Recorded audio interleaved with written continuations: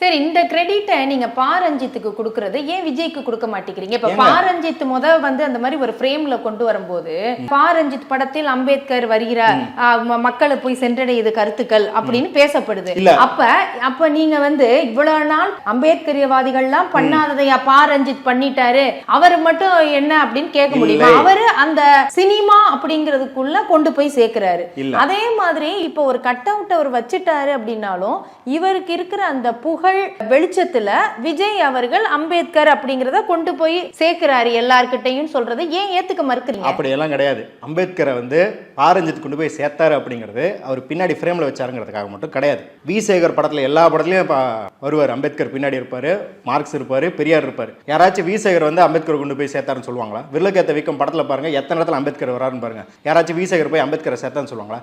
ஏன் அம்பேத்கரை ரஞ்சித் சேர்த்தாருன்னு சொல்றாருன்னா அவர் பேரலா பண்றாரு. சினிமால அம்பேத்கரிய கருத்தியலே பேசுறாரு, ஃப்ரேம்ல மட்டும் வைக்கல, பேசிட்டு இங்க ஒரு கேப்பை ஃபைண்ட் பண்றாரு.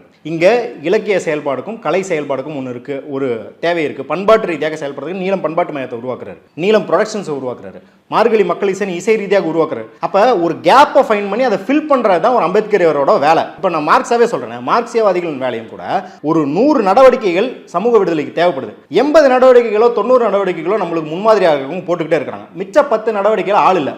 அப்போ அந்த கேப்பை நான் ஃபில் பண்ண போறேன் அப்படின்றவன் தான் ஒரு அம்பேத்கரியவாதி. அதை ரஞ்சித் செய்தார் அப்படின்றதுனால தான் அவர் அம்பேத்கரியவாதின்னு சொல்ற மொழிய ஃப்ரேம்ல வச்சுட்டாருங்கறத யாரும் சொல்லல. சாதி அடிப்படை சொல்ல ஒரு தலித் வந்து அம்பேத்கரை கொண்டாடினா அது ஒரு பார்வையாகவும், நான் தலித் ஒரு அம்பேத்கரை கொண்டாடினா ஒரு பார்வையாகவும் கொண்டாடுறோமே. தலிதா டிஎஸ் ஞானவேலை கொண்டாடுறோமே, அவர் தலிதா? இல்ல, அவர் ஜெய்பீம்னு ஒரு படம் எடுத்தாரு, அந்த படத்துல கான்ஸ்டிடியூஷனை தூக்கி பிடிக்கிறாரு அப்படின்றனால தான் அவரை கொண்டாடுற மொழிய அவர் தலிதா நான் தலிதான்னு பார்த்தா ஜெய்பீம் படத்தை கொண்டாடணும் கிடையாது.